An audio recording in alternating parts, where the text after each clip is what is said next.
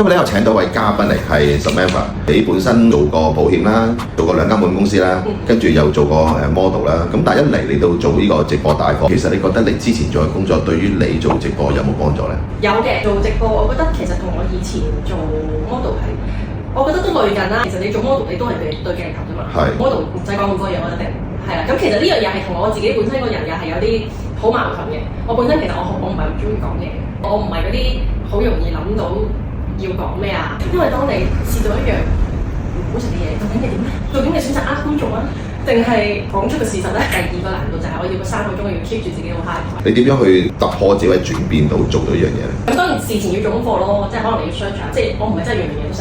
真係冇觀眾問嘢嘅時候，你就攞啲功課出嚟，就睇下可以點樣再去介紹下。佢入邊，你覺得最難忘係邊件事啊？最難忘就真係最近發生嘅嗰個老細唔 OK，我講真話咯。其實我講嗰個真話都係，我都唔係踩緊佢見過嘅，當然本身應該係有啲酸甜嘅感覺嘅。咁但係個老細就唔 OK，我又酸呢個字咯，係啊。咁但係個問題嗰樣嘢本身真係酸甜。係啊。咁但係酸甜同真係甜有咩分別咧？對佢賣出去有冇影響咧？可能佢嘅角度就會覺得啲人係中意食甜嘅嘢咯。我作為一個觀眾，我都想個主播講真話啦。講真，樣樣都好食，樣樣都甜，咁使乜我哋啫？